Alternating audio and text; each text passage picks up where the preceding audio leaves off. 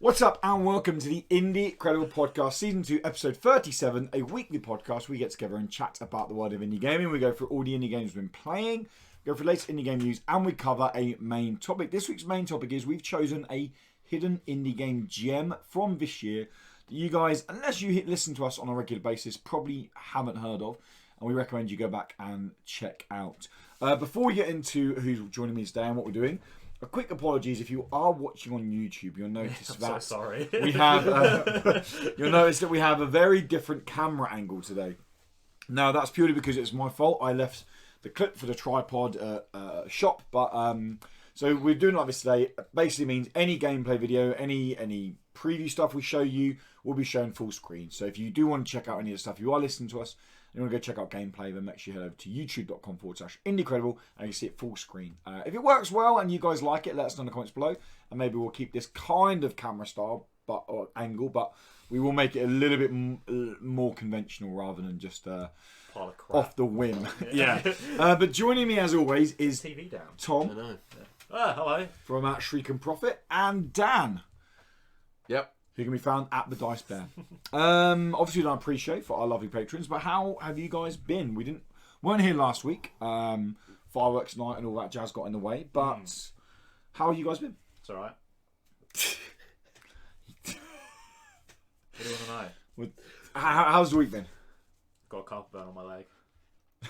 That's it. Let's not go into that, shall we? Oh, no, Yeah, on the knee? It's not sexy. No, on the outer thigh. It's about this big. Oh. No, you're going to have to explain. Yeah. I was very drunk last weekend. Uh-huh. I don't remember coming home. Right. I woke up in the morning with half a glass of water, which is unusual for me. Okay. A big carpet burn on my right leg, which I didn't know what it was at first. And came downstairs and said to Dad, look at this. And he goes, it's a carpet burn. By the way, your mum had to mop up about half a glass of water this morning from the bottom of the stairs. And I was like, oh. That kind of sort of piece it together. Slowly the evening is coming back together. I got myself a big jug of water. Yeah. Started to walk upstairs. Fell down the stairs at some point. Spilt half the water and then went to bed. That's what happened. It must have been what happened. That's good. Have you got carpeted stairs? Yeah. So that's where the burns come so I'm from then. assuming Right, the burn okay. comes from. It makes sense for the water to be bottom of the stairs. I must have been on the first step. But you kept the jug. So you saved the jug as it was going. I saved the jug and I got half the water. And it's a big jug, so that's quite a lot of water still. I mean, it was a nice drink when I woke up, but I was a bit confused as to why there was only half. But yeah.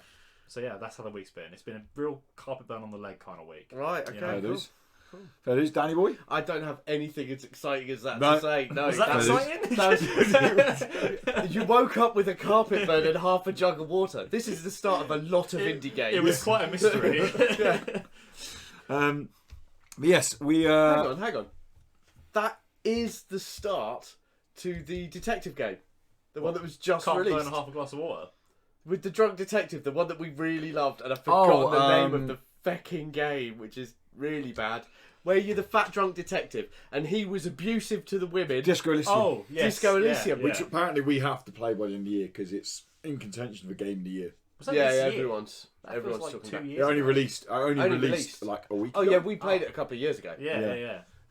But yeah, it released this week. Everyone's loving it. But I'm pretty sure that is the start of it. You wake up, half a jug of water and carpet It's burns. based on my life. You kind of choose to remember what you want, don't you? You're like, I think this happened, and then that kind of goes And he remembered the half a jug of water. Well, yeah. My God, your life is Disco Elysium. What can I say? Rough and tumble detective.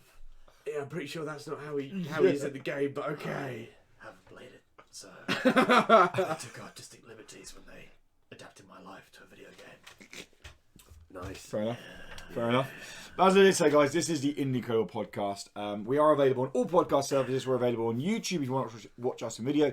And if you like what we do and you like the video and you want to help support us, you can support us over on not Indie Credible. We can go to indiecredible.com if you want. You can also support us over on patreon.com/Indie Credible. $1 a month gets you access to our pre and post show content, which is about half an hour a week where we just chat nonsense. This week I spoke about Firefly that I'd started watching. Or I actually started watching and finished.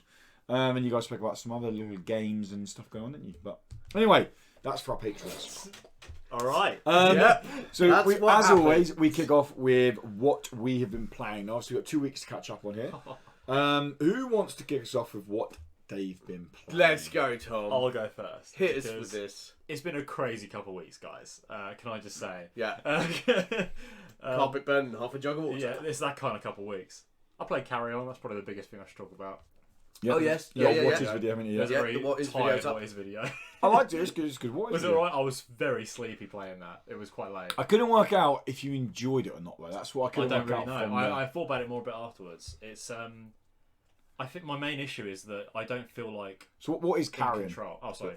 Yeah, you are basically a disgusting, slimy tentacle monster on some kind of space station or whatever, and you're trying to work your way through eating people. The more people you eat, the bigger you get, and that's the more health you have, the bigger you are. It's just sort of Metroidvania, but you're a disgusting monster instead of a dashing hero. And you've got these tentacles that shoot out and allow That's you how to you move traverse. across. Yeah, traversing is done by you basically hold the mouse in the direction you want to go. You sort of pull yourself along. Oh, okay. It's not like arrow keys or anything like that. Oh, And it okay. automatically fires the was- tentacles off to. Yeah, they all go. Yeah, It just pulls you immediately. This was showing off. It was heavily showing off the Devolver Digital Yeah, this was their big Conference. sort of all look Yeah. at this. E3. Yeah, this and I always forget the name of that fucking battle royale weird one. I don't even remember this. I don't You know, remember the like it's a knockout running race battle royale. Yeah, with the little blob The guys. little blob guys. I want to say King of the Hill, but it's not King of the Hill. But anyway, that's they announced these two together. I'm actually looking I'll- forward I'll to that cross one. that one out. What I'm interested by Yeah. is now you said the whole mouse. Yeah. And that. Because it seemed like there was some almost stealthish elements. Like you could take the option to be stealthy past guards. To be honest, that's probably your best option because So how does it work with the whole not controlling so much? Do you still get the it's finesse? there's not much finesse in that, to be honest. Okay. It's especially when you're bigger because there's momentum to you. So like, if you're big, you're much heavier. If you're like zipping across to a certain place and you've got the mouse where you want to stop, you'll sort of fall past it a bit and then slowly sort of come back to it Right, because okay. you're so big. So you want to get used to that. That's kind of up to you to get used to how big you are and the momentum of carrying your big squishy body around. Gelatinous arse across. Yeah, but I expected it to be I was the monster, so I'm the nightmare in this situation. And I'm just going to be a massacre. I thought there'd be difficulty, but it just seemed like I'm scared of the people Okay. because they fuck you up. So that you're quite underpowered. It Like, feels that way. You get new attacks. Well, I got a new attack as it went on, so I assume you get more and more the more you You upgrade. become more powerful. But you take a bullet, you're taking a big chunk of your health. You will lose. When you size. take so you lose size, so your health is directly health is related to. how big you are. Yeah, and you get to the So point that's where your health gauge as you're well. trying to run away, but obviously you're just copping bullets left and right, and you get smaller and smaller and smaller, and you die. And then you respawn at checkpoints. You have to save at checkpoints manually. It's not. It's more old school in that sense. You don't. Okay. It's not auto saving constantly. Yeah. You will get to a save point, and then you will save. okay. So that can be frustrating sometimes, is when you're trying to get through a bit and you go bad. But that's nature of the game, isn't it? Yeah. Nature of the beast. Yeah. Christ, I hate coming here. So you were pretty excited going in to play it. Yeah, I was because it looks great. And obviously the animation is flawless. It looks so nice. Yeah. The way the It looks tentacles disgusting. attached to Yeah. all the walls and stuff. and you It can did sit have a along. very nice yeah sort of It's- and impact as it went in. and it feels good to eat people yeah. as it does In the real life. game? Or, Yeah. Both, of course. And Chianti. obviously the more people you eat, the bigger you are, the more health you have. Yeah. But like I say, I feel so underpowered. I feel like I should be more terrifying to the people. Do you think that's something that will change later in the game once you have the power, or do you think they're just going to start Maybe. introducing I more don't- powerful people? There are three kinds of people I ran into. Yeah. Like standard civilians, and they don't do anything, just run around. Yeah. It's free health basically. Civilians with pistols, like sort of normal guards, and Yeah. the pistols will fuck you up. Yeah. They don't mess around. And then there's like military guys with flamethrowers, and that will kill you pretty much. I saw you like running for water. Yeah, that's the only way to stop being on fire is to get in the water. Yeah. But there's no evading it or anything because obviously you're on a 2D plane and it's quite tight spaces, so you can't like flamethrower particularly. You cannot evade it. Right. Until I found like a sort of secret little tunnel where you zip up and around. But even then, like going back through, I had to jet past as fast as I could to get to the water. Like you're guaranteed to lose health. Right. I could be just terrible at the game and I'm missing something obvious, but it seemed harder than I expected considering I'm the monster. Okay. Do you know what I mean? How so the game's not releasing until June 2020. Mm. Demos over now. How did it feel in terms of like build wise? Oh yeah, I could say it'd been a finished game. Yeah. Yeah. It felt fine to play. It didn't feel unfinished or like alpha or anything. Yep.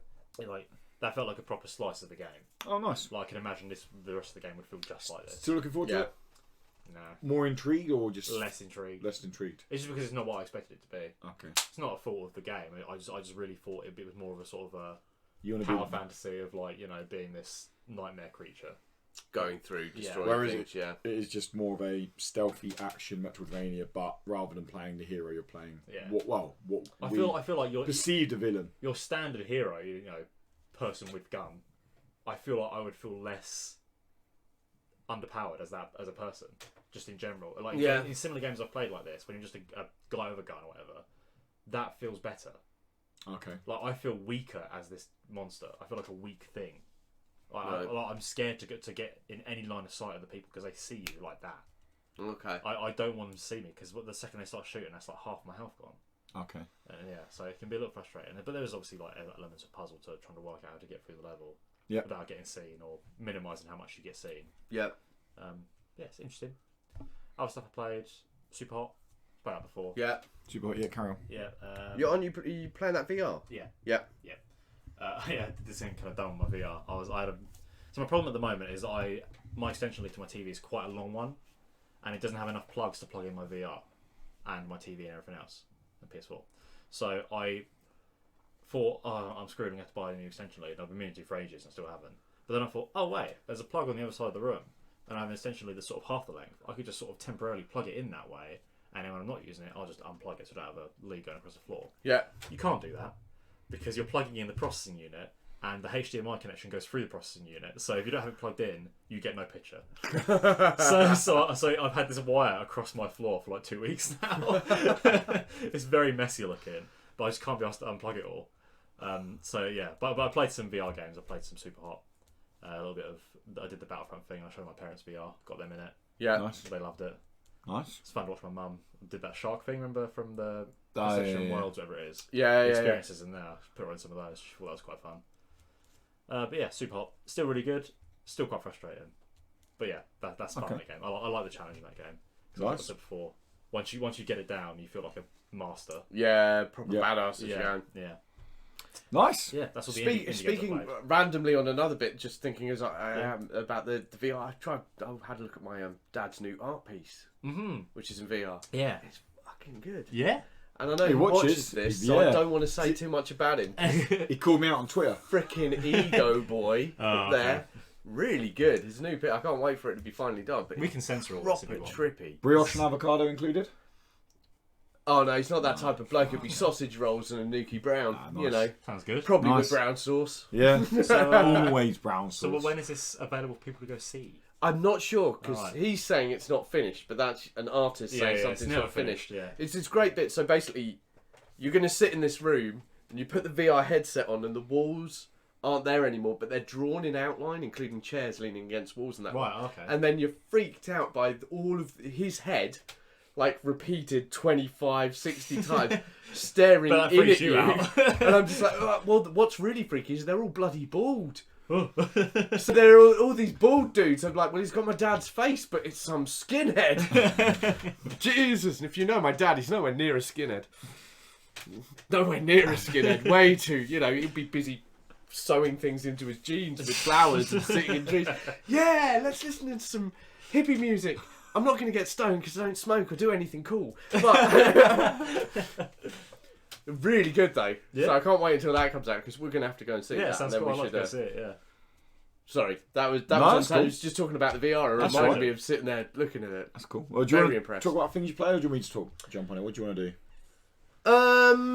Let me have a look at yours. I'll go through mine because most of mine I can't talk about. Okay. Fully because I've been playing Year of Rain. Yep. Which you sent me, and if anyone's ever played Warcraft 3, so the old real-time strategy where you've got your little peons and they'll go and cut down wood or do a little bit of mining and slowly build, that's what this is. Okay. I said it to you because it's RTS, and I'm like, I don't really like RTS, and I know you always go. I like RTS. So I do like RTS. But this is very much old school. Is that good or bad? Well, I'm not sure yet. Give me a little bit longer playing on it. I'm enjoying it. It's got the thickest AI going. So in the old games, it used to be like or as in dumb. dumb. I don't use thick as sexy because being thick is just not sexy. I mean, I cannot find the Kardashians attractive. No, it's thick as in if you're THIC. physically... Yeah, I know. I get that, but thick is just not sexy. Wow. I can't get into that. Do you want to be sexy? Have a brain. Now that is fucking hot. Fucking hell, what no. Right? Yeah. Yeah, you can. Shut up. If you could name all of the Star Trek Next Generation episodes, that ain't then having a brain. this is getting stiff. Right? No. The AI is really thick, as in you've got all of your characters, you want them to move to a certain place, there's a tree in the way, 3 of them are going to get stuck on the tree. And like, how do I get past this tree? How do I get, just sidestep left? So it's just bad AI. Oh, I don't know, yeah. Yeah, at Bad points. pathfinding. But it's the bad pathfinding is in there. The rest of it, I'm enjoying so far. Okay. My only issue is that Warcraft 3, the remake of Warcraft 3, should be coming out very soon. Yeah, it's not long, is it? Yeah. And if that's what it's competing against, then Warcraft 3 is going to win. Yeah. So you've got that issue there. I haven't played enough of it yet to really turn out and go, yes, this is the game. But what I've noticed so far is really bad pathfinding. Okay. I've played a little bit of Citadel Forged with Fire, the MMO where you're a wizard. It's like And you've woken up. Yes, first you person, wake up isn't it? as a wizard, basically. Yeah, Always first get that. person. It's very much. It reminds me of Conan Exile Right. and Ark and all of that. With what you're doing, it's like, oh, you can build stuff, and I'm like, yeah, I can build that in those games. You're a wizard. Yeah, all right, Hagrid, calm down. You know, that sort of thing. So far, very underwhelmed. Okay. I can't chat with anyone because everyone playing it is Russian. Literally Russian. everyone playing it is Russian. The chat is just Russian, and I do feel like I'm infiltrating some type of spy ring as I'm playing. Yeah. I can feel the That is Ziyar your coming, your Russian as well. That's my I Japanese. don't know. I'm not sold on the world. You're waking up in this broken down medieval sort of castle thing, and then you go down and there are bears and rabbits and trees, Right. and I'm like, I don't know why do I care? Conan Exiles, I'm playing Conan. You're a barbarian. You're a savage in this world. Yeah. Ark Survival Involved. I get you want to go see dinosaurs, That's what it is, isn't it? Yeah. right? That's what it's about. This, I'm not sure. Is the magic not What? enough to fill out the world? Well, no, No. because there isn't a lot of magical stuff going on apart from that you have magic, and your magic abilities at the start count to you being able to make an axe and then use an axe. It's not very magic. There's no tree kind spell. No. You get an axe and I'm just like, hang on, I'm playing the same game I played another time. This might change as I get further in. It might have more depth to Maybe. it, but at the moment How much longer are you going to give it? I'll go quite a way into it because Yeah. I quite enjoy these sort of games, and because this is new, you get a feeling there might be something further ahead. Yeah. A lot of these games don't actually start doing anything until you're 60, 70 hours in. You know, the build up to it is huge and can be quite boring, but once you're at that point, it might. MMOs go are all about the here end we game, go. aren't they? That's what Yeah, they're about. MMOs are all about the end game in this Yeah. big bit. It's all right. I've been playing Abaddon, which is a card game. Is it Abaddon? What? I can't think it's called Abaddon, Albadian. Carry on, and I'll Albanian. get the actual name of it. It's a card game, a board-based card game, Right. where depending where you are on the board gives you different powers. You're fighting beasts. It's they say it's an MMO. It's not an MMO. Okay. It's a story-based card game. And my issue with it is there have been so many this year that you're going to compete against, Slay the Spire and Trials of Fire and that great one set in the futuristic bit. Cyberpunk. I played it on Steam. We got the codes. Can't remember the name. Nowhere Profit. Nowhere Profit. You've got all these card-based deck-building games that you're competing against, and all 3 of those are really fecking good. Yeah. This one, I'm not sold at all. At all. Even that, if you place your character on this one, you're going to get more mana, and you're like, that's not enough to sell a game to me. Because when I'm playing Trials of Fire, I've got to think, well, actually, I need my character to be behind this beast, and this one to move here to be able to control the entire Abaddon environment. Wars. There you go. Yeah. So Yeah, it feels it like needs to do more further in. The cards so far that I've seen yeah, nondescript, generic. Yeah, they're very generic. I mean, I've not written this down because I've got about an hour and a half on it, and it feels like the board, how they want the board to work in terms of how you manage the board to battle, is thought out well, and it seems like it's got like potential there. But the card art is so uninspired. The card text is like you could take it from any card game you've ever played. Deal range damage between 2 and 3, and that's another thing I don't like. I don't like RNG and card like between 2 and 3. Like, well, no, just say tell me what it 2 is damage, I'm doing. okay? Yeah. Or if they're wounded, I do an additional damage. Yeah. Like, don't say what it mixed. Yeah. So far, it feels the story hasn't got me captivated at all. It plays out much like a visual novel where you're constantly talking in visual novel to 2D sprites, just talking. There's no voiceover, so just text at the bottom. Just text at the bottom. You're spamming A. That's right. Yeah. I'm not reading this. Go on. I'm really not interested in your world. It's Yeah. Is where I am with that at the moment. That doesn't do it. However, the next game I played is because it came onto Xbox Game Pass. And came out a while ago. Is Minute. Oh, it's so good.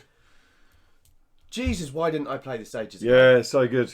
So it is Zelda. Right. Think of Zelda, except you only have a minute to play the game. Oh, okay. And then once that minute is over, you die. Oh. And you go back to the start. But anything you've collected in that time or any mission you've started is still active. Right. So you've got a minute to get from where you are to the place you need to be for the next part of the puzzle.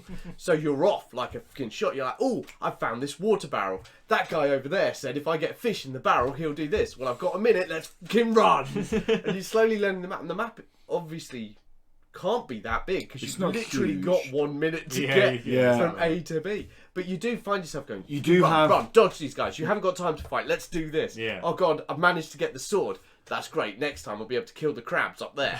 Go, everything. And it's because it's a minute. There's just this pace, and you're constantly ticking over. And you're like, I'll just do another couple of runs. Yeah, I'll do another couple of runs. Shit, I've been playing this how long? The game's only a minute. they get around the map being larger by having there's 3 checkpoints overall. They're beds, and if you sleep in that bed, then when you die next time, you wake up in that bed. Right. Can you choose between the beds, or is it still? You have to go. You have to get to that there. bed and sleep in it before. And you've got a minute to get there. Yeah. There's a brilliant bit near the start where you go to a lighthouse and there's a guy talking really slowly. Really fucking slowly. And I stayed and listened because I'm like, I bet he's going to tell me something stupidly important. It's going to be amazing. I must stay for everything. And he basically tells me there's sunken treasure out to the west. And I'm like, is that fucking it? Luckily, you do get a trophy on Xbox for that's it. good. That goes, well done, you stuck it through. And I was like, as my character died, I was like, you wasted 1 of my minutes. Yeah, it's really good. It's cool. a really good game, yeah. really fast paced. It's Devolver Digital. It's got that 8-bit. It's 8-bit, black and white 8-bit visuals to it. It's I really liked Minute. and it is that Zelda. That's this year, top actually, down. as well. Yeah. Move it around. Is that this year? Yeah, that was. Or was it this year? See, No, it was last year. That's It was the bit last I year. can't. It was last year. Really impressed with that game. Really enjoying it. That I sounds might really cool, yeah. pick it up on the Switch if it's on the Switch because it's the type of game Yeah, I it is can on see Switch. myself It doesn't just ditching out. I think it's like into. £8 brand new. When it's on sale, it's like £3. That's ridiculous. Wow. Because really enjoying it. And the last game I played was After Party. Yeah, I still not played this. After Party. Yeah, I know what it is. Why did you say, huh? I was like, how are you playing it? It's on Game Game Pass. Pass. Oh, god damn it. It's only on Xbox Game Pass, not it PC. is- Oh, right, okay. Not good. Oh. It's not good. Oh. I've not played it yet. I've heard mixed things. I've heard It's- some people really like it, some people just don't like it. It's a sad miss on a story. It's a point-and-click adventure How depressing. that you're moving through. Yeah. I like point-and-click adventures, so I'm Yeah, not of course. bothered by the fact that it's slow to move. You're going through that bit. The story is a flat fail. That's a shame, isn't it? Which is because it kind of parts of it feel like we're heading towards Bill and Ted. We've got this sort of because you've got your 2 characters. They've got nice rapport between each other. You're like, okay, this could be funny. The jokes fall flat. It's a miss. It's a miss. There's a swing and a miss Huge there. bummer. Sorry. That's right. You still have to get it. If it's not great, then you'll pick up on the Steam for God knows how cheap. Yeah, I suppose. But yeah, that's annoying. That's annoying. And I think that's me. I don't think have I played anything else. Oh, I haven't played, but I'm really annoyed by. So do you know how I did a what is video of Demon Pit? Yeah. Right, and I wasn't impressed. Yeah. Right, but I did have a bit of a laugh playing it, running around, being silly. Someone commented on that saying it was one of the. There's a really funny line in there. Oh, that was Trev. Was it Trev? Talking about. So I was trying to collect health at one point, and I called it something. I can't remember what I called it now. Let's find the comment. I'm going to find the comment. But I went on because when I put a video up like that, I'd like to then go and have a look what other people say. Mm-hmm. Just to see. And so many people are like, oh yeah, it's so smooth. And it's even in my video, there's a point where it judders. The whole thing slows down because it can't cope with the monsters on there. Yeah. Or I'm watching people playing it and they're struggling at like one of the earliest levels. And they're like, oh, this is so tight. And you're like, you just shit, it's not tight. Yeah. This game is not good. It's like I was joking with your brother though with the whole Death Stranding stuff. Yes. So like it's absolutely Oh. Sorry, I'll turn that absolutely mediocre across the board is what a lot of people are saying. Yeah. But then there's like people on there saying best game I've ever played. Like these reviews Yeah, are like I've seen 95. that, yeah. Like you're like what? Yeah. but- Kojima fanboys, isn't it? Okay, so it was a quote from Trev, one of our patrons, and he says, his quote is from my video, "Give me the health, you podgy love egg." This is the best game review ever. Podgy love egg. The best bit is, I read that. I don't even remember saying that. I had to watch the Heat of the video moment, again. yeah. I go, oh, yeah, why the f did my brain say podgy love egg at It's a that good point? insult though, I like it. Yeah. Yeah. But yeah, lots and He's lots of writing down videos podgy of, like love egg. Yeah. Demon Pit. Yeah. Of Demon Pit, and Yeah. they're all like, "Oh, yeah, it's really good, it's really good," and you're just watching them playing it, going, "How can you say this is really good? Yeah. Have you never played Quake or Doom? Yep. Probably Yeah. not. Cool. Have you played Quake or Doom? I played Doom. Sorry. Genuinely upset. I'm not fucking talking to you anymore. It's not my I fault. played Doom because I think Whose fucking fault is it? I was about to say everyone's played Doom, but clearly not. Well, what scenario would I be in that I could play Doom? I don't know. Breathing. See, that's not a real answer, is it? You run it on No. a McDonald's till now. Yeah. Yeah. No, You're no, always in I don't have one of McDonald's. those, do I? But it's not on anything, is it? What, on Quake? Steam. It's on Steam. Joking, yeah. I know, but it's not something. I I've also have it ever- on most consoles. I never thought to buy it ever. You should play Quake. I never played Quake. I've only played You Doom. should play Quake. I played Doom Why and Quake the original specifically? Unreal Tournament. Quake was one of the real pushing the boundaries of where we moved into gaming. Right. Okay. And the level designs, lighting, everything in it is. It's got no impressive. crosshair, Also, it's got the 9 Inch Nails soundtrack to it. Oh, which pretty is cool. Fucking It's got no crosshair. It's just bad design. yeah, real gamers don't need crosshairs. I need my crosshairs. Or anyway, what you do is Where's you the rip red the dot corner sign? off a post-it note and you put it in the middle of your I was screen. about to say that, yeah. Did you say never that. do that? No, I was going to say, you just do that. Just Yeah. mark the middle of your screen somehow. Yeah. Did you never? We used to do that. That's how we used to cheat when we were playing things like Time Splitters. No. And that lot, you used to stick it in there and then you could easily no-scope because you're already scoped. You don't have to fucking... So I played 3 games over the last 2 weeks. One I've been meaning to play for so long, which was Deliver Us the Moon. The one that we... Yes, I don't know. I'm still meaning to play. I've done the preview. I played the preview I build. keep updating it, and I'm Yeah. like, yeah, I'll play it soon. I played the preview build of it, and then I was like, it was fine. And then the full build came out, and this actually gets you to start from the beginning, which the preview build didn't. Right. And just the game is very underwhelming. It takes so many things. It doesn't do anything new. It takes so much stuff from games that have already done mechanics and just regurgitates them out. Yeah. There, and not even in a pleasant manner. So the basic aim and basic gist of the game is it's, for lack of a better term, narrative adventure / walk-in sim, whatever you want to call it, where Earth is A Death Stranding, you might say. yeah. Where Earth is sucking energy from basically the moon was getting energy and beaming it down to Earth, and that's how Earth was surviving. The moon went quiet like 50 years ago or something stupid, and then where it went quiet, all the energy companies went out of business, and then now the Earth's like this desolate land where these few little tribes are around.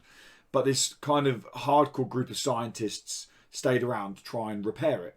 And they've now finally built a rocket over the last 20 years of all this salvage stuff to send someone to the moon and deliver back the moon, basically. You go find out what happened, why it went radio silent. So the grounds are there for a good story. And it kind of toys on the fact early on as, is this a horror game? Is this an event? Where's it going? Like, it does it quite nicely. It controls like garbage, and I found out why like later on. So when you first... It's almost like you're drifting in a car. When you're running on the floor, and then you turn around a corner, you like your back legs kick out a little bit. And I was like, why? Like, you're on the moon? No, this is before you go to the moon. Oh right, okay. But You've got no legs. What it is because then it's only about half an hour in. You're on the spacecraft and you're floating around basically. And it's clear they've used very similar coding from the floating around to you running around. Oh, okay. So that it feels basically the same. Just tie you to the ground. Basically, yeah. And the floating around is done as well as it can be done in games. It's never comfortable to do when you're trying to bump into stuff and you're like trying to go, up is down and down into all this nonsense here. Like, because you have to buoy it, like you have to go up and down and then steer and all that jazz. But it kind of it starts teasing that it's going to go somewhere. And I will say now, I haven't finished it. I've played 4 hours of the game. And I just don't want to play anymore because it doesn't go anywhere with it. And then it starts doing these really annoying puzzles where, like, most of the puzzles are you need to get power supply in this part of the station to open it up and find the information out. Mm-hmm. And you have these weird little security walls that you have to pull power supplies out of. Now, it would be easy just to go, there's one power supply, stick it there, you're done. But for sake of padding and for sake of going, our game is 7 hours long, it's... You need to get this one, and then now you need to go up and down over these electric wire cables. Well, wait a minute. The part of the station we're in at the moment hasn't got any fucking power. So there's electric cables everywhere, like, Jesus. And it does these puzzles, like, kind of changes the skin on them, but it does it over and over and over and over again. And it wasn't giving me any story. It's annoying. It was annoying because some of the story you find, much like in full-work games like Tacoma or Gone Home, where you find it on your own, is the better story. Like, you're finding these snippets, you're like, this is really cool. And I found out about this affair that was going on the base, and then it was all like, wow, that's cool. But the actual story that's pushing you through, which, let's be honest, 90% of people are going to be playing it for, is just like, what? This is nonsense. And it just falls flat. It's a shame, because it has so much potential. The first hour had me honestly like, where's this going to go? And then it's just like, it just doesn't go anywhere, does it? This is just it. This is the game. So that's Deliver Us the Moon. I wouldn't recommend it. If you wanted a game like that, I would say Observation does that game so much better if you want an actual space station drama. Tacoma does it really well. Very good. There's a game called Adrift that released a while ago, and it's not as good as Tacoma or as Observation, but it does what it's trying to do better than what Deliver Us the Moon's doing. Yeah. And they take a mechanic directly from Adrift, which is where you can only explore so far because you have obviously lack of oxygen. So you have to get these oxygen canisters to store one in your bag, in your belt, and then take one, or like put it in your arm. Drink it. Yeah, no, you I'm oxygened up. stick it in your arm or something, like, and then you get like 2 minutes of oxygen. Right. But it's literally like even the UI for it is from Adrift. I'm like, you literally just taken, and that's the best thing about Adrift was the whole mechanic. Because you're like, there's a body over there. Have I got enough oxygen to get to them and back? Yeah. Which was a good mechanic. But yeah, that's Deliver Us the Moon. I'm going to move on to Sparklite next. I can finally talk about this game a little bit.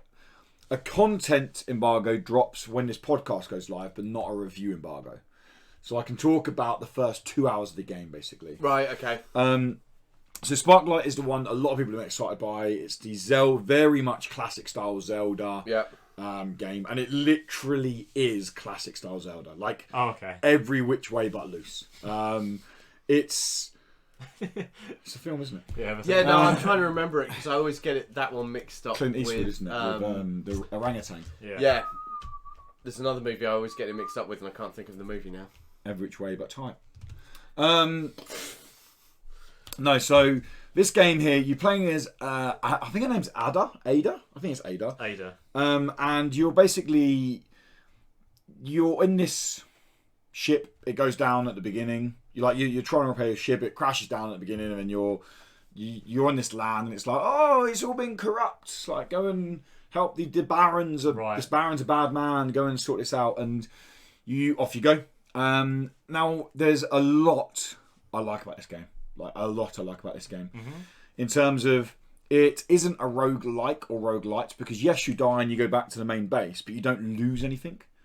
Right. The only thing you lose is your like any items you had on you, but like you only pick up 3 of an item. So for example, you might have a torch that you can only use 3 times to illuminate an area. You might pick up these rockets or these bombs, but when you die, you lose those. You don't lose any currency. You don't lose any progress you've made in the map. So that's quite nice. It's not punishing you for that. It's really tight mechanically in terms of, it's never overwhelming combat wise, but some enemies can overwhelm you. Like in terms of their movement's always the same, but you can easily make a mistake and get killed and be like, I shouldn't have gone there. Yeah. And it has that risk and reward where you're down to 1 heart health and you're like, I shouldn't take this guy on, but I know he's going to give me good money, and I want the gems. Yeah. But and it has that. It's not too challenging. The music's very nice in it. It looks very pretty. Yeah, it looks nice. It's paced quite well, which is for again, it's not really a roguelike, but in terms of something where you, like a Metroidvania where you die and go back to the beginning, it's quite nice. Like, I've never felt like I've overstayed my welcome in a set area. Nice. The upgrades aren't too expensive, which is nice in terms of, you're not like, I need to grind out 5 hours to upgrade 1 fucking shop, and then like, oh my god, like it doesn't have that. Yeah. The issue it has is it doesn't do anything new. Like if you're like, oh, I want this Metroidvania, like it looks amazing, it's gonna push the boundaries on a new Zelda. No, it doesn't. This is just Zelda. Yeah. This is just Zelda with a new skin on it. So do you think it'd be good for a new generation of players who haven't really sat through Zelda? Especially old school ones. Yeah. Yeah, I think so. And I think even if like I'm enjoying it, I like Metroidvania games anyway. Yeah. And I'm enjoying it. It's like, is it going to be game of the year? Probably not. In fact, definitely not. But it doesn't mean it's a bad game. It's like a perfect thing. Like I'm now like 6 hours into the game, and I'm still plugging away at it, and I'm still enjoying it, and I'm still like, I want to see it through. Like, and that's testament to Metroidvania. How many Metroidvanias I've started and not finished is a lot more than Metroidvanias I've started and finished. Yeah. So the fact that I want to see this through, and I feel like it's always given me something new. I think that's what made Yoku's Island Express so good. Yeah. Was that it was this Metroidvania that actually you wanted to play all the way through. Yeah. Yeah. You can say that felt very different and very new, didn't it? Yeah. And it was quite paced as well, wasn't it? You was never stuck in a set area for ages so long. thinking, oh god. Yeah. But no, it's definitely got something about it. I'm playing it on the Switch. Runs lovely on the Switch. I'd recommend it on the Switch because it is a case of play an hour, put it down, play an hour. I wouldn't if this was on my PC, I'd probably play it less than I am. Yeah. But like, it's a classic case of like, oh, I need a dump. Cool. That's 20 minutes game time. Oh my god. Like, let's be honest. That's where everyone plays Switch. I'm just worried about 20 minutes shit time, mate. That's wrong with that. That's short. 20 minutes. It's me time.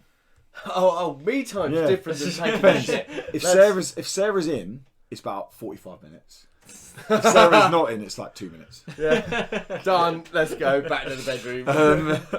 But no, it doesn't do anything new. It doesn't break grounds. It's not going to revolutionise the way you see Metroidvanias or new takes on Zelda games. Some people will play it and go, "Oh, it's just fucking ripping off Zelda." Fine, you have your right to say that. Trying to do though. But it is the whole side-scrolling screen, like single screen scrolling around on the maps, the tile-based maps, the way you find items, the way the dungeons are is literally Zelda. Like, shoot this totem and the door opens. And like, but I'm enjoying it. Like, it's fine. That sounds fun. Looks nice. And the final game is a game I knew nothing about until I played for a What Is video called Alder's Blood. I haven't watched this one yet. And this is now one of my most anticipated games for next year. You're not going to like it. Right. Turn-based? Yes. Yeah. But, as I say in the video, after 5 minutes and I realised the mechanics, made by people who know how to make these games. This is, through and through, what I've seen so far, the best take on a turn-based game. So no RNG? Or no RNG. If there is RNG, there's... No RNG. Good. Good. No RNG. So the way it works. So this is really good. Just show me where Daddy touched you. So it's very for give context to the actual game. All This Blood is very Bloodborne-esque with its world and aesthetics. So you play as hunters who are out there to protect the general public from demons and beasts. Very Cthulhu inspired in terms of design. Right. And basically these hunters work in groups, and you just have to travel around, do the different jobs and kill the beasts. Now, it plays on stealth mechanics as well as it does on the turn-based action. Now, the stealth mechanics are brilliant here. Because it tells you and shows you what there is. So, for example, there's a wind mechanic. So, whatever direction the wind's blowing, you have a smell come off you, and that's a trail. So if you go too close to the enemy and the wind's blowing the wrong way, they're going to smell you because you're playing against beasts. Right. So you have to take that mechanic into consideration. Now, when you attack, you have 3 different types of attack. You have like a long-range weapon attack, which is a blunt attack. You have a melee attack, which is a sliced attack. And the other one I didn't unlock in the preview. It wasn't in the preview, but I think it's a magic attack. Now, enemies each can only be killed or damaged by one attack. They can't be damaged by more than one attack. But if I'm against an enemy that can only take blunt attack and I can't do blunt attack, I can do an overpowered attack to knock their shield down effectively and then banish them. And the idea is you have to banish these creatures, otherwise the other beasts will smell they're dead and find you. Right, okay. The RNG mechanic in terms of there isn't one, because if you can see them and you can shoot them, you hit them. There's no, you might hit them. You hit them. Simple as that. The damage you do, it says exactly how much damage you're going to do. It doesn't get more damage the closer you are to them. It's like you're a ranged weapon. You can shoot from anywhere in this area here. There's like sound mechanics to it there's some mechanics in all these games, but there's some mechanics in this that actually show you the sound mechanics. So when you make a shot, it will constantly do this kind of wave effect to show you that people in this area can... Nice. Everything in this game, like I said, works. And this is like a preview build that they've made for people to try out. It was backed on Kickstarter. And I sat out to play like half an hour of the game for the What Is video. I think I played like 45 minutes for What Is video. And then ended up, once the video had finished, playing all the preview content, which was another 2.5 hours. And was just like, wow, this is so good. Like, it looks very much like the Banner Saga in terms of its visuals. Right. It looks very nice. It just works. And I keep saying this in the preview, but so many times you play turn-based games and they just don't work. You know what it's like. Yeah, oh yeah. And they don't. This just works. Everything this does just works. You have this camp mechanic. So when you're camping, you send people out to do foraging of different stuff. A little bit like Darkest Dungeon in terms of they have to kind of rest or they have to go get something like this. Yeah. And then that all kind of plays into the team morale and all this stuff. It's really good. It's honestly one of my most... It's a far more comic art style than I was expecting. Sorry, we're watching the video just on the well, they're screen watching it now anyway. above So us. yeah, Yes. well, they'll be seeing it in full screen now anyway. But So they can't see us. so but yeah, so like it's very good. It's very, very good. It's definitely one of my most anticipated games next year now, because it's been so long since I played a turn-based game that felt solid, that felt like it was made with passion. I thought Mutant Year Zero was going to be that, and it just and it didn't, because it had too much RNG in it. Whereas this is a case of no, and it had there's awful stealth mechanics. Yeah, the worst I've Non-existent. played. Whereas the stealth in this game is a case of you know exactly where the wind's blowing, and the wind will change at the end of the enemy's turn. So it means that you can't get caught out. You can't go somewhere. Then it goes to the enemy's turn, and all of a sudden it changes direction. Change. And Oh, you're you're like, caught. it changes at the end of their turn. I got to say, I like the visuals of this. Yeah, The It's art very style of different than I this is actually a lot better than yeah, quite a lot of ones I've seen. It's really nice. I really like the game. And if you want a turn-based game, like a strategic turn-based game, this is a game I'm definitely saying like this is for people that like. And this comes out next year at some point. Next year, yeah. The preview build was for backers for who backed on Kickstarter. Yeah. I didn't back on Kickstarter. They just threw us over a key. As far as I know, the preview build's down now. They've taken it offline. It was just a case of play it for 2 weeks. Yeah. Yeah. But no, it's definitely keep an eye on it. All is blood. But yeah, should we? That's it. That's all. That's all I played. That's what we've been playing. All right. Should we go on some news? We've got Let's do that. tons of news this week. We've got The news. 3 pieces of news. Woo! One of them's not really calm down. Not really, no. Who's going to do the... You can. Me? Yeah. Yep. I'll do it. News! Ooh. Sorry, Nice. if you're doing, because Yeah. then we swapped. You said. Yeah, I like it. So kicking us off with a bit of news is the Endless Mission, the one that you make a game in. Mm-hmm. Got an early access release date of the 14th of November. We all have some keys coming. Woohoo! The early access release will see the story mode in the game, which will take you through, at the moment in the early access, it will take you through 2 different genres of games. For a quirky story, it will take you through the back end of those games and kind of show you how Wait. I know how to go, mate. show you how they've been made. Those games are an RTS game and a platforming game. And then all assets from those games, as well as additional assets for RTS and platforming games, will be available for you to create your own games with. More genres will be coming in as it goes on further. And also, at the moment, they don't support the use of you importing your own rendered 3D models, but they will support that in the future. Yeah. Do you mean the spoilers on release, on full release? Well, they just said it is It's in the coming. future. It's coming, yeah. It is available to share with the community. You can't share outside of the gaming community at the moment, in terms of you can't make a game there, rip it out of the game and sell it. Yeah. It is a case you can only share it in the game at the moment. But the back end of that looked very much like if you got to the point you were making games, you understood it, then you just needed to take yourself over to Unity or something like that, and you'd be able to know how to do it. Wasn't the UI very Unity inspired? So in terms of like, They were talking about a couple of them that it was inspired by. There was a Unity thing, and there was something else they were talking about. It was very impressive. It is the type of thing I mean, I remember saying to them that, are you going to be doing packages for schools? Yeah. Because I would love to take this into Yeah. It'd be awesome if, I'm sure the program of this is a fucking nightmare, but it'd be amazing if there was like a toggle so you could switch between like Unity UI, Unreal UI. So if they wanted to learn that, they could get used to the layout of. Yeah. I'm sure programming that would be an absolute pain in the ass. But I mean, all you got to do is copy and paste. So. I mean, Right. Well, you've got it. You've got it in one. that's programming. That's programming. That is programming right there. Yeah, it's copy and paste. Copy and paste, mate. Copy and paste. Yeah. Look at Call Control C, Control V, mate. Copy Easy. and Easy, son. Yeah. If you're getting technical, Control X. Rip it, mate. Fucking cut the shit. That's technical. Yeah, no, I mean, so we're gonna each get a key for it, and then over Christmas we're gonna have a bit of a play around on it. This is why I said, oh shit. Because if you remember, he was talking about this a little while ago about us getting a key. And Lewis's grand idea was that we were going to each make a game and that people were then going to be able to judge our games. Oh, wow. Well, that's kind I of. can't wait for you to play my game. They can't, because people Tug can't. the lizard. People can't play the game outside the game. But what we can do is we can do a fun little video where we play each other's game. What is video? What is... Are you, wait, but what? Are you a caveman? What is this What is video? game?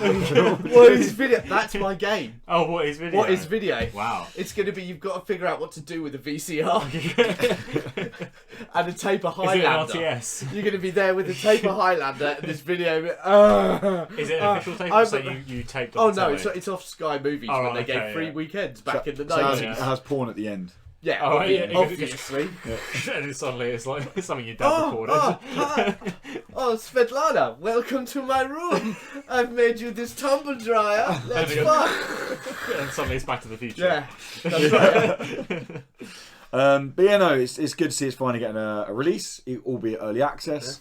And I think you're absolutely spot on. Getting this into schools could be a great. Yeah, it's Like, like if you could get stuff like, kids, you can make a battle royale game. Here you go. And what? Can make my own one. It's like literally a case of just drag that asset there and do what, like, all from super simple all the way down to Right now, let's really develop in the back end. Let's really look at these different bits, and it's a lot of stuff that I do at the moment with the kids using Scratch. Yeah. But there are a lot of time the kids enjoy Scratch, but it's very limited to what it could do. Whereas this was very much actually this is open to everything. Yeah. And you can really go for it, and don't worry about breaking it because you can't. Because you can always just reset back. Yeah. You know, if you save in the right place, you can undo. Yeah. And you can just take yourself back and talk yourself through it. And a lot of the games in there were very much like, Oh, here's a massive gap you've got to jump over. How are you going to do that? Oh, well, we're going to go into the code. We're going to start looking at it that way. Or we're going to really simply just add this block onto this block, which will let us jump. Oh, well, that gives you that bit. But these kids are really good at coding. Well, I'm not going to let them to do that. We're going to take them straight into the code, and they've got to find the precise points and move forwards. And you're just like, yes, that's what you want. Yeah. Especially when you're teaching it, you want to go, no, you go and explore. Yeah. You know, the way we used to do it with level creators and that wasn't that we actually knew what we were fucking doing. We just sat there looking at code going, what's that number mean? I don't know, change it and see what happens. Oh my god, his head's huge. This is fucking amazing. Send it to everyone. You know? Yeah. And that's what I'm looking forward to with this. I think it's going to be amazing in schools. I think it's going to be a great way to get more developers, more indie games, and therefore more people listening to this show. Yes. That's it. And hopefully money. At the end of the day, it's about us. It's That's about it. us. You know? Full circle round. But it ends here. Starts and ends here. Starts Starts and and ends ends here. here. Everything does. Next piece of news. Avicii Invector. Invector that released 2 years ago, 2.5 years ago. What is this? Well, this is the Avicii version of it. It's finished, basically. So what it is, it's cashing in on his death. Yeah. I saw the trailer and I was like, that's kind of gross, isn't it? So Wide Productions have jumped in with it, but they're really good at releasing solid games. It's already a solid Grip, game. It's already released. Like Shaq Fu. What? Hang on. Yes, I was just Deliver Us to about Moon. to say. What do you mean by solid games? Grip. Like a good turd. You know, like when you've drunk a lot of Guinness and you get that nice black shit. Oh, that's the stuff. You know, Good, good, I solid... mean, it's been a while. I'm going to be honest. Wide Productions went for a phase of releasing some really good stuff. Yeah, they did. I can't remember now the last time they released something I would say was really good. Oh, I think it wasn't bad. Close to the Sun. It wasn't bad, no. It wasn't blown away, but it wasn't what we wanted. Compared to what else is in the walk with them at the moment. I guess so. It's That is amazing. the cream of the crop, isn't Yeah. it? But anyway, Avicii Invector is releasing on the 10th of December with its brand spanking new cashing in on Avicii release. It is coming to Xbox for the first time, and it will be coming to Nintendo Switch in 2020. What is new is it has an additional 6 songs in the game, a new world to play through in the single player story mode, and it has a new level creator mode. Right. So that's cool. Yeah. That's it, basically. Other than that, it's the game that you and I put many hours in. Yeah, and I am the best in the world. What's find out? Because it will release again soon. I'm in the top 10 of release many again soon. songs. I'm blaming that you were playing the early access release, and it wasn't early access. It was a fully released game. Mine was bugged. This is the full release. So just took a quick peek at Wide Productions then, thinking, okay, there was a point they released a game I really liked, and there must have been a point where they released a few. Having a look there was only one. What was it? Victor Varane. Right. I like. What was the other one they've done? They've got Pool Nation. Great game. Nothing wrong with Pool Nation, is there? Let's be honest. Have you played it? No, but I know it's solid. What if you're a pool fan? Then go play pool, you dappy fucks. Oh, I like Town of Light. I like I wasn't a fan of Town of Light. Max the Curse of Brotherhood, I thought was overrated. It was a remake, wasn't it? Grip. Grip. We love Grip. Yep. And then Shaq Fu. Shaq Fu's great. They're the ones on sale at the moment. Town of Light. Yeah, I like Town of Light. It wasn't amazing, but it was cool. Anyway, moving on to our final piece of news. A game that Dan I know is excited by. Backbone. Backbone? Can I was we about see to say, I it, don't please? remember that. What's Backbone? Backbone is the raccoon detective game. Oh, yes. The 2D pixel arty, point and click adventure-y, 2D adventure game, detective adventure game, where you play as a raccoon, has just released a prologue demo, which is available now on Steam. It's completely free. You can give it a go. It will set up the story for when the story releases in 2020. When it releases in full, it is coming to all consoles. It's coming to PS4, Xbox One. No confirmation on Switch yet, and it's coming to PC. The demo will be coming to Xbox and PS4 closer to Christmas, maybe just after Christmas. But it's available now. It's a game that is, I think, it's going to go massively under the radar. Yeah. And it looks really cool. It looks interesting. It's a film noir That's it. edge on a detective novel, except Okay. you're a raccoon and people, Alright. and there are foxes dressed in suits. I find it amusing. I'm sorry, I'm someone who, as a child, read Redwall and things like that about animals who could be people, Aw. and sod it, it's hilarious. I just find it funny. Yeah. Very good. And I love a good detective story. So Miss Marple meets animals of Duncton Wood. Animal Farm. Animal Miss Farm. Marple in Animal Farm. Anyone else when they hear? We're going to talk about this. This is Patreons only. I'll Okay. talk about it later. All Animal right. Farm. Yeah, but we'll go into it later. You don't know what we're on about, do you? Yeah, I do. Oh, you do. Yeah. You thinking about the book? No, I'm not. Oh, okay, good. Yeah.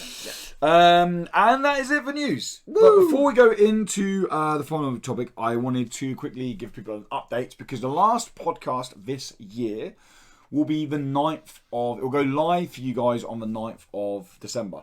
It is a week earlier than we were initially planning, but the reason for that is that I am having a big spruce up, decorate, upgrade of stuff in this room.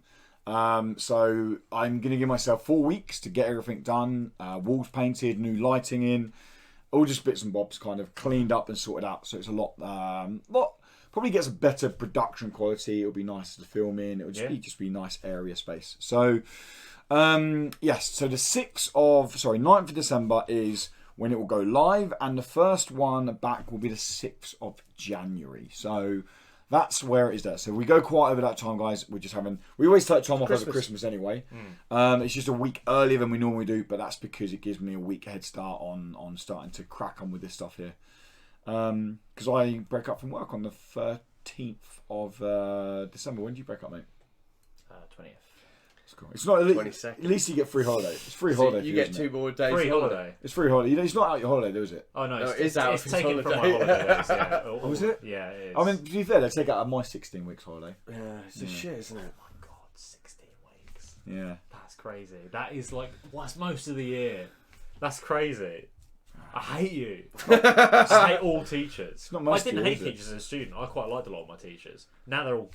Can I say cunts? I'm saying cunts. They're all a bunch of cunts, alright? And I hate them. And I hate you. And I hate you the most. I hate him the most. You've got to remember, I'm not private. No. I'm public, so I don't get 16 Exactly, weeks. yeah. Anyway, guys, let's go on to the main topic because we haven't got all day to speak about it. Only 16 weeks. Very funny. Yeah. Main topic, guys. So the main topic this week is we are actually, as of next week onwards, I have planned out main topics. This Really? week I was sitting there like, as in we've got like games looking forward to next year. We're doing an incredible shopping list, indie game shopping list, where we're going to choose Yeah. 3 weird and wonderful, quirky indie game items that we're going to share with the community. If you know there's someone out there that's an indie game lover, Okay. treat them What to to get this. them for Christmas? And it could be anything. Like Poutine. Yeah, we did what was I this saying to you on the last phone? year. It could be Oh, a man, Super that's Meat Boy crazy. dildo. Yes. And that probably will exist. Yeah. Yes. Probably. You got the vapors. Yeah. Oh, But no. I got the vapors. But no. So what we're doing this time is we're talking about hidden gems. We could have gone on for ages about hidden gems. I'm going to be doing a whole video about it at the end of the year of like 10 hidden indie game gems from this year. And these are ones that we're gonna take together, and we're gonna do one each for now. Just have a quick chat about games you possibly or probably missed. If you listen to the podcast on a regular basis over the course of this year, chances are you heard us speak about these games. If you're new to the podcast, and there are a lot of new listeners because our numbers have been very nice on audio-wise recently. So if you are a new listener, then this is a great way for you to go back and go, ooh, I might go check this game out. Dan, do you want to kick us off? Yes. Yes. he does convincingly. Yeah. I did that convincingly. Yes. So Yes. hidden gems. We're not talking about what we think is like the best game of the year, but we're talking about games that most people will have skipped over or forgotten about. And one of the games that I've really enjoyed this year is The Gardens Between, which is a puzzle game. Yeah. It's almost switching. Oh. Yes, you get I that. finally play It's a it. puzzle game that plays with time as a mechanic, movement and time, and how you progress around it. And it's so beautifully done. It's about a boy who is moving away from his childhood friend, which is is something I did a lot growing up. Yeah. We spent a lot of time moving around the country. I was born in Nottingham, ended up down here when I was 16. But in between that time, we moved all over the shop. So there's a real sweetness to it, and every level is based on a different part of their life together or moments they had together. and as you travel around the puzzle, you kind of walk backwards and forwards.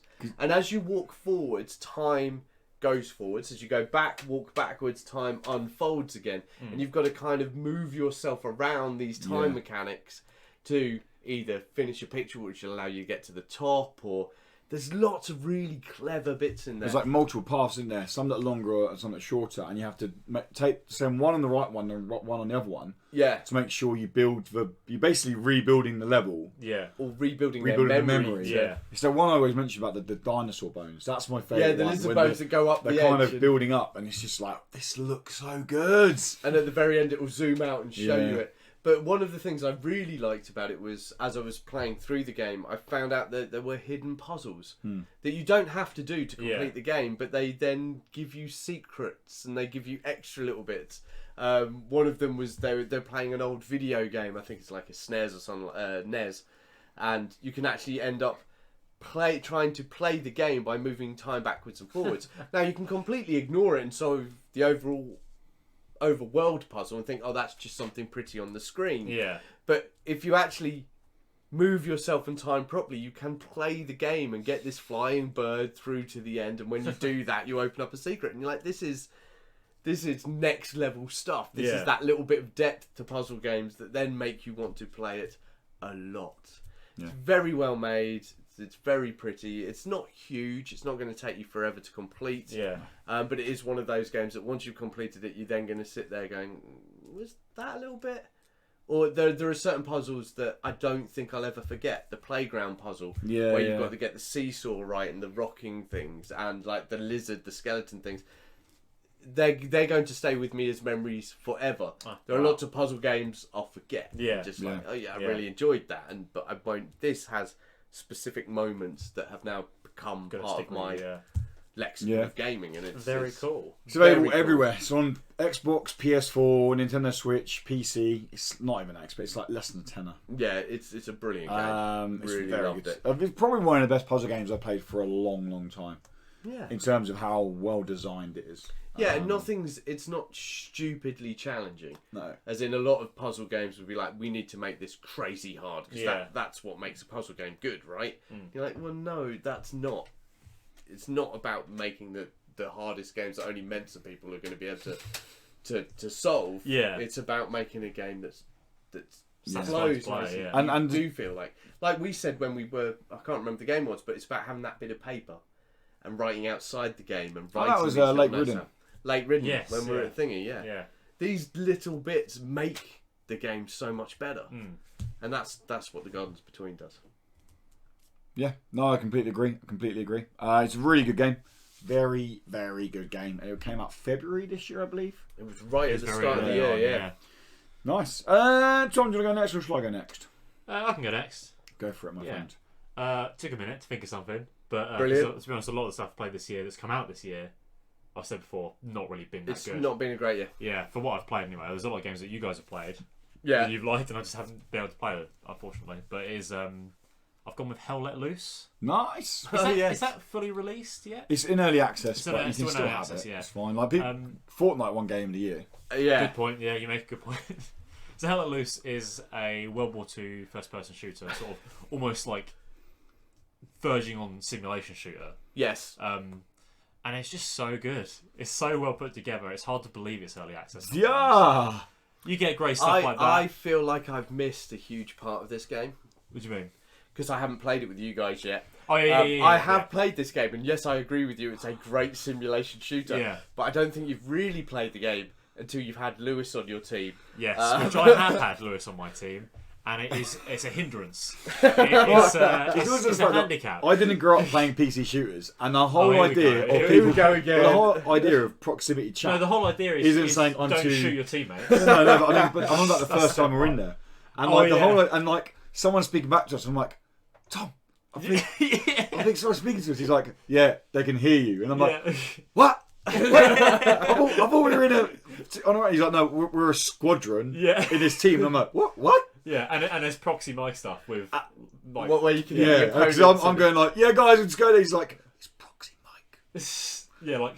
And I've never played a game with people like the guy we played with, who was really nice. Yeah. But The community seems super very, very serious. nice. And the guy's like, right, I'm telling you 3 o'clock. It's going this way here. We got bogeys out, and I'm just like. You're like, yeah! Like running in, shooting him. I was terrified because the way he was acting. I was like, I can't let him down. Very tense. There are moments of serious. There was a great moment. I don't know if it was when we were playing together. Remember there was a small plane. No. I'm talking about the.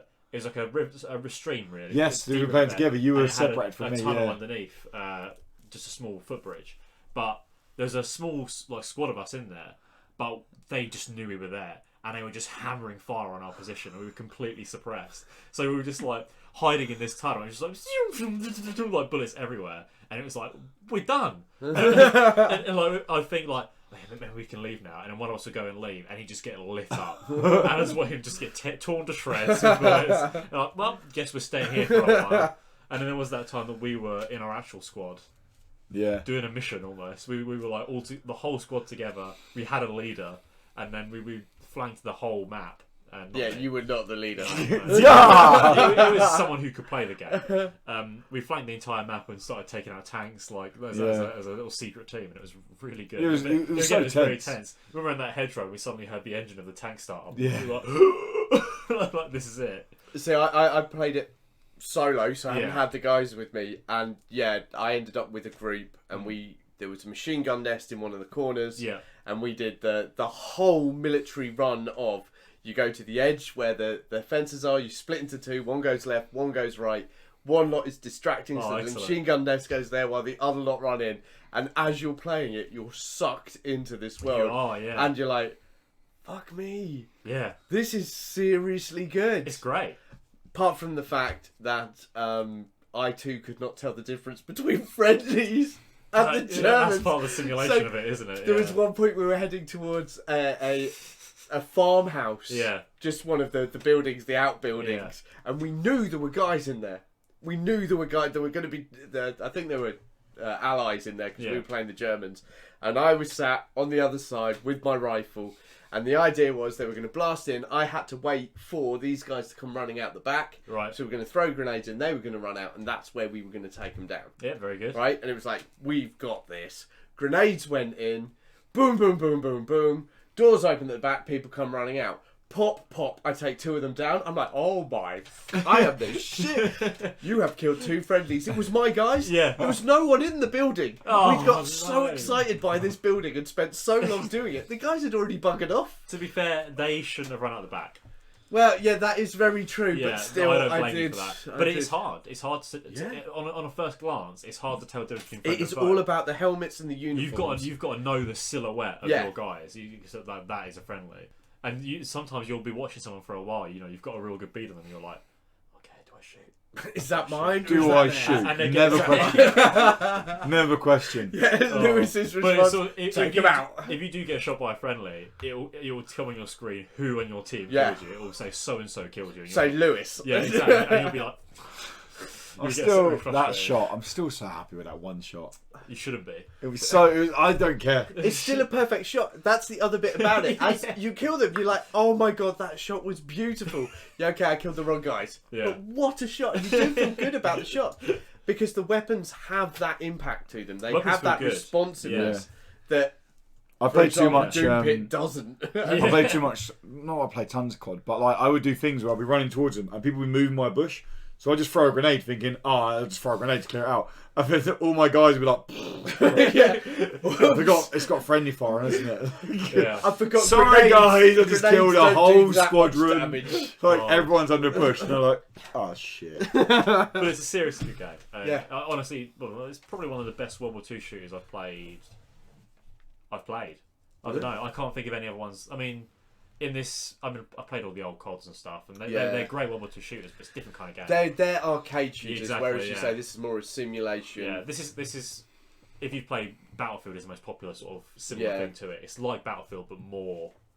Yeah, hardcore. Battlefield's still heading Yeah. towards I mean, that especially arcade nowadays. edge. Yeah. But it has that. It's more like that than it is like COD. Oh yeah. Yeah. So that's probably the biggest simile I can give you for another game that's like it. But I think it's better than Battlefields I've played recently. Nice. Yeah. Held It Loose, early access at the moment Yeah. on PC. Steam. Yeah. But it is all set to, because it's Team 17 behind it.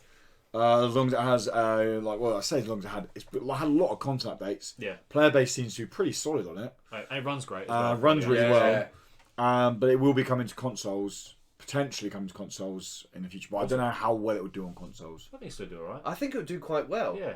Possibly. Because I think there is a large community now who have been playing COD for years and are kind of bored of the arcadey edge and also just taking shit from teenagers.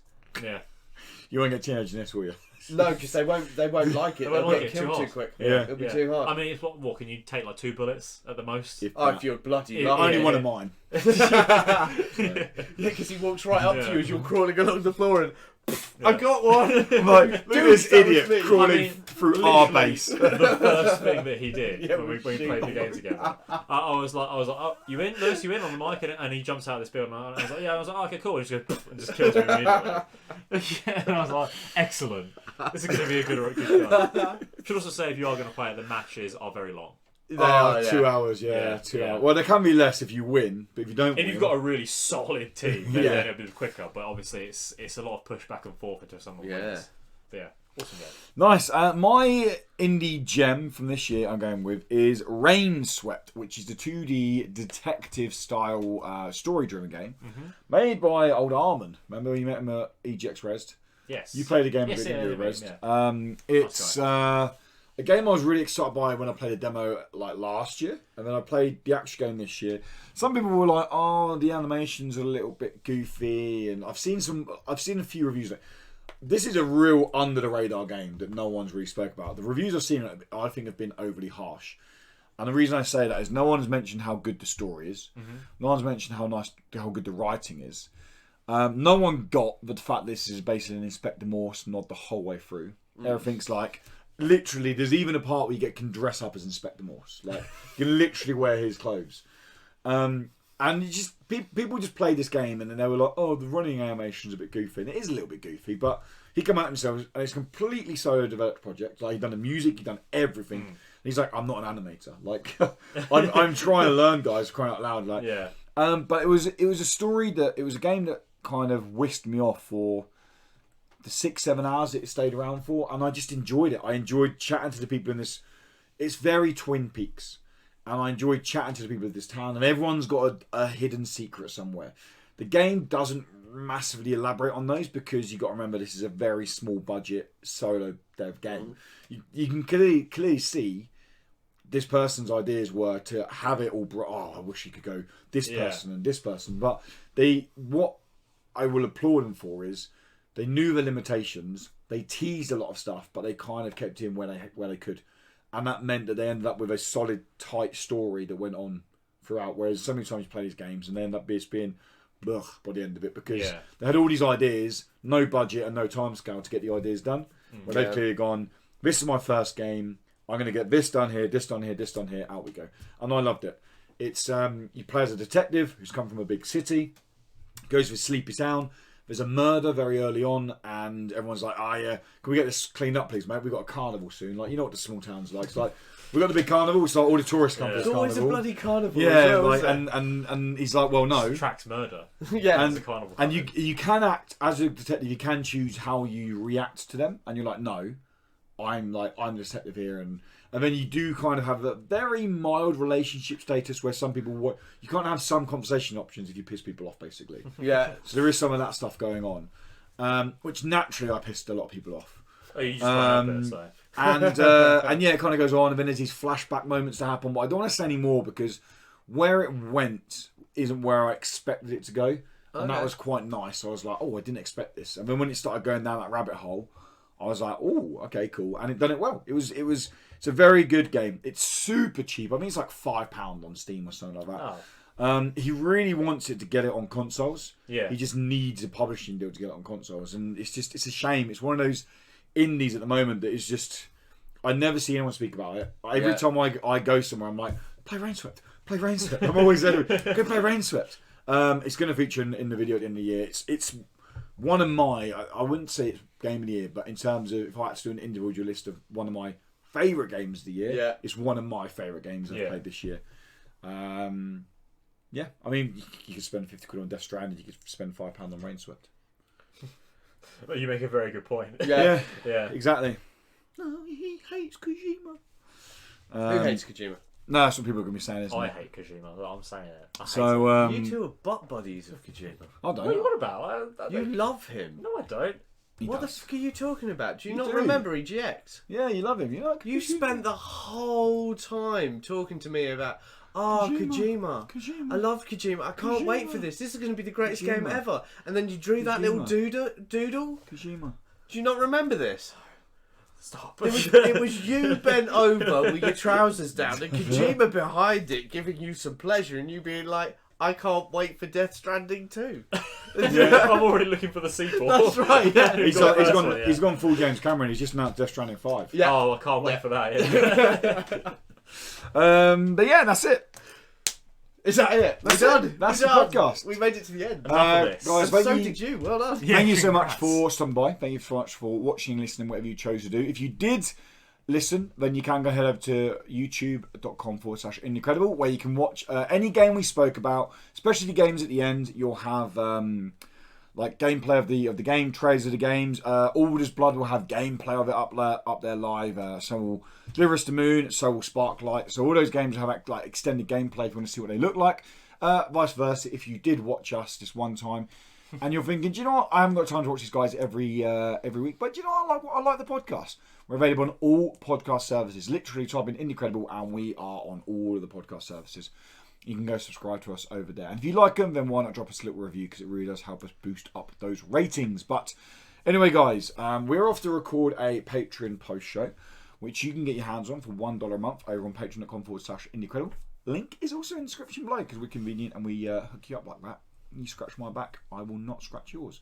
But we will take your cash. Yeah, Yes, that's please. it. Guys, thanks as always. Until next time, just stay Indecredible. Feels like ages since we've said that one. Yeah. Yeah. Did we drop that or did we keep going? No, you dropped it. I always drop it. I drop the ball and everything. Goodbye.